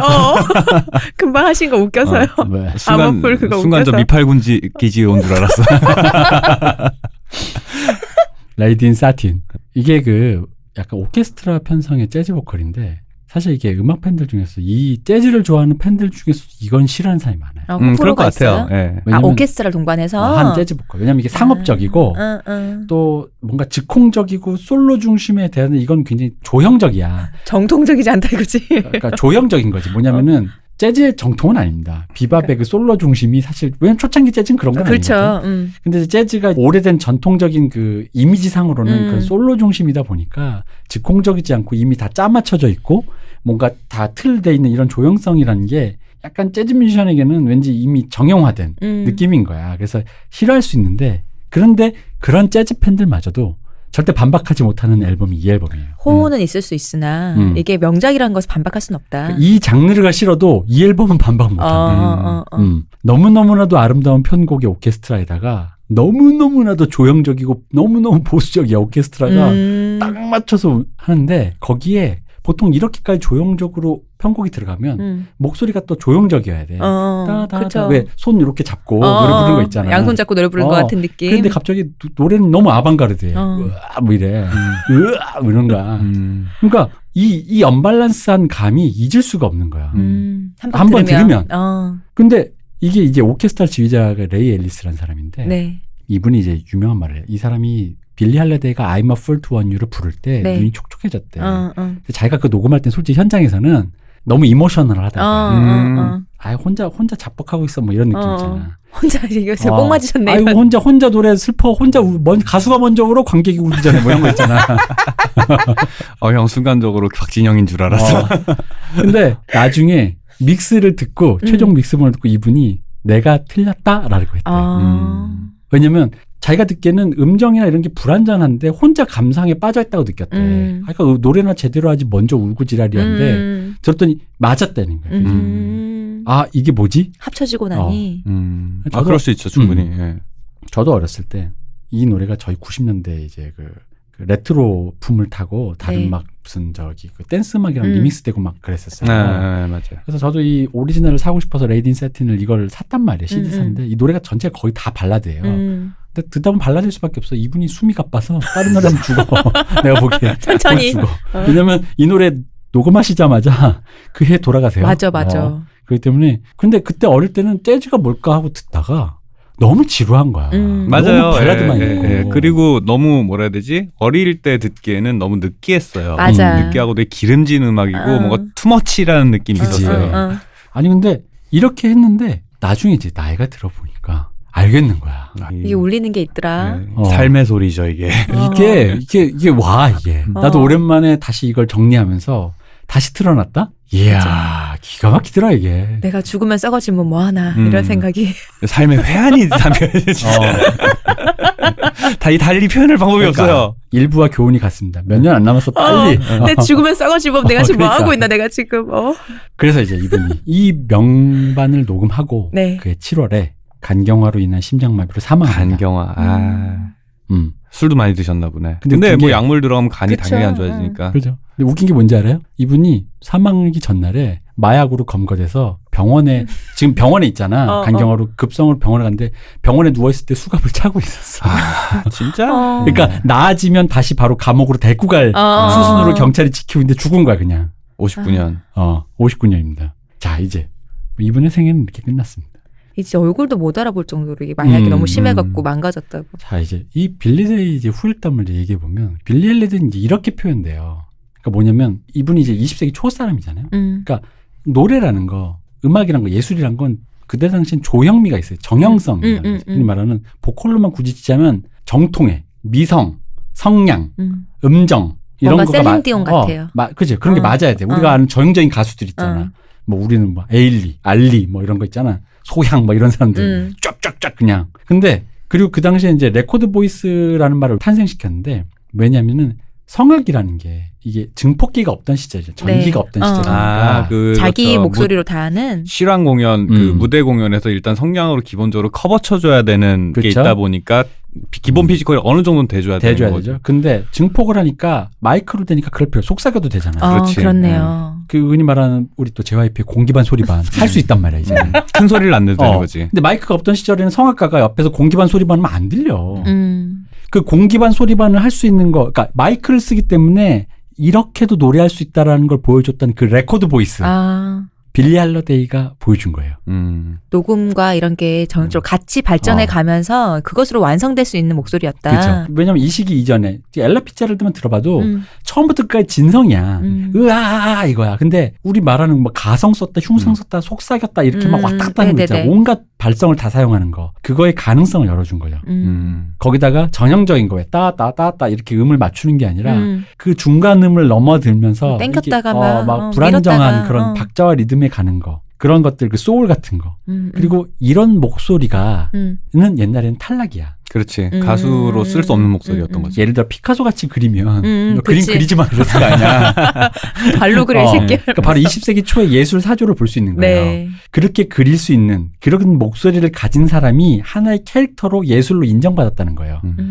빌리 할러데이 목소리는 그 전 시대만 해도 노래 부른다 그러면 다 말렸을 거예요. 근데 이젠 이게 캐릭터가 된다는 거지. 그러니까 이후에 이제 90년대 뭐 에리카 바두라든가 메이시 그레이 같은 그런 희한한 목소리를 가진 보컬리스트가 나올 수 있는 어떤 길을 열어준 거예요. 그러니까 대중문화의 폭을 빌리 할러데이가 열어준 거예요. 넓게 했네요. 이제 한 챕터에 첫 장에 쓰인 사람이네. 그죠. 그러니까 의외로 빌리 할러데이가 엘라 피츠제럴드가 보컬의 왕일지언정 현대 보컬 예술에 어떤 그 장을 연 건 빌리 할러데이의 영향이 좀 더 크다는 거죠. 그래서 스튜디오, 그러니까 레코드 보이스라는 게 되게 큰 것 같아. 아까 뭐 저기 에디트 피아프 때도 얘기했지만 이것도 역시 매체의 발달에 따른 변화잖아요. 그런 거 생각하면 그 이후에 사실 왜 락 밴드나 재즈 밴드 중에서도 스튜디오 밴드라고 왜 그 라이브가 안 되니까 자기가 원하는 걸 몇 테이크씩 가서 연주를 해내면 레코드에는 최상의 결과가 담기는데 실력이 안 되니까 매번 재현을 할 수가 없잖아요. 네. 그러니까 아예 선언을 하는 거 예를 들어서 그 스틸리댄 같은 팀 우리는 스튜디오 밴드만 하겠다라는 그런 정체성을 가질 수 있는 거죠. 대중음악가가. 공연의 비중이 예전보다 줄어들면서. 그죠. 그 반대도 있었어요. 옛날에 그 유명한 속주 기타리스트 잉위 맘스틴이 데뷔했을 때 기타를 너무 빨리 치는 거야. 앨범을 듣고 이 사람 스튜디오 기타리스트다. 2배속 돌린 거다. 했는데 루머가 돌려. 막 공연할 때 뒤돌아서 치더라. 진짜로. 근데 그 유명한 레닌그라드 라이브인가 그 영상이 발매가 됐어요. 그 다들 이제 한 거지. 실화다. 진짜 빨리 친다. 요즘 같으면 CG다. 그렇죠. 그치, 그런 거지. 뭐 그런 류의 이제, 그러니까 매체의 발달에 따라 이제 이런 류의 것들이 일어나던 시대의 불행 배틀, 넘버원. 그래도 나는 보면 두 분 중에 굳이 꼽으라면은 전 빌리가 더 불행했던 것 같아요. 아무래도 뭐. 에디트 피아프가 사랑한 사람도 몇 번 있었잖아요. 자기를 사랑해준 사람도 있었잖아요. 근데 빌리는 정말 그런 사람도 못 만나보고 그게 너무 안타까워요. 근데 사랑이라는 게 그게 좀 애매한 게 물론 이제 나중에 이제 좀 폭력적으로 되는 건 그렇지만 처음엔 좋았겠지? 그치. 처음은 좋았겠지. 처음은 좋았겠지. 그래. 그냥 그걸로. 맞아. 그 마지막 남편인가랑 찍은 사진을 보면은 남편은 아닌데 빌리는 되게 표정이 좋아요. 좋아. 그러니까 처음에는 좋아. 되게 사랑하는 표정이니까. 그러니까 그냥 끝이 사랑 뭘까? 사랑이란 가해자 없는 피해야. 죽어 썩으면 빨리 내가. 뭐 그렇습니다. 그래서 이제 저희가 이 빌리 할러데이 불행 배틀 했지만 네. 우열을 나눌 수 없고 20세기 초의 빈민 여성의 그 어떤 그 일대기와 20세기 초의 그 뭔가 그 세상이 들썩들썩하던 시절에 그 어떤 그 1세기의 그 어떤 분위기를 그때를 풍미했던 두 분이셨다. 이 누나들 한 시대를 풍미한. 그럼. 책 해놓으시는 분들. 여걸진 맞아. 클래식이 됐고 본인의 작품들은. 남자들 다 그냥 자기 발밑에 두고 그랬어. 돈 주고. 좋다. 골드디거. 뭐해 그래. 자, 누나 좀 즐겁게 해봐라. 밥 잘 사줄게 이런 거. 존나 저 옆에 백 저거 아니 아무거나 열어봐 그냥 쥐는 대로 가져가 이렇게. 사실 서랍이나 열었겠어? 맞아. 정조표 들 필요도 없지. 그냥 가져간 거지. 그래서 막 그냥 오늘 이렇게 쓸 때는 원래 사실 이 뒤에 뭐 메르세데스 소사라든가 네. 일본으로 가서 뭐 네, 나카모리 네. 아키나라든가 뭐 많았습니다만 네. 그것도 언제 할지 모른다. 또 소가 어디로 가면 소를 보내자. 또 언젠가 한번 해보겠다. 소를 등일 떼밀자. 그렇습니다. 그래서 마지막은 네. 우리 시온님이 읽어주는 이 빌리 할러데이에 관련된 무라카미 하루키가 쓴 에세이가 있어요. 그 부분의 이 일부분을 한번 읽어보겠습니다.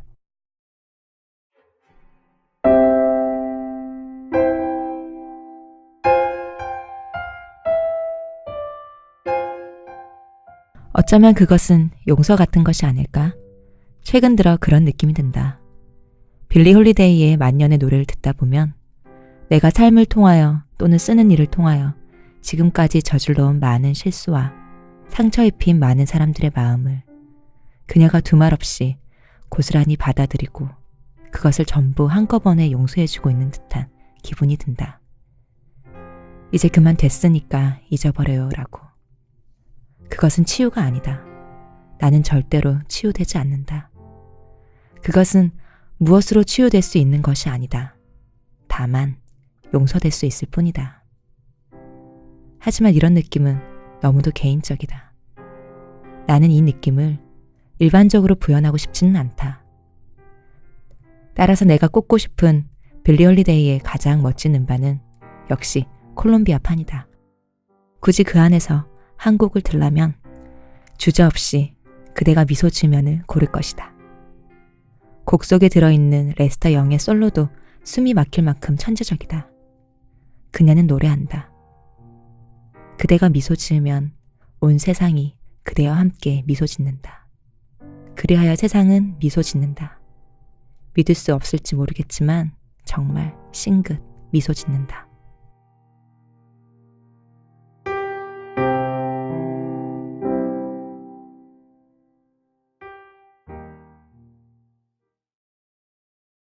야, 하루키 형 진짜 글쟁이 많네.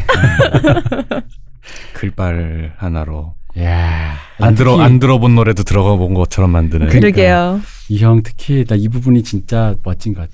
그것은 치유가 아니다. 나는 절대로 치유되지 않는다.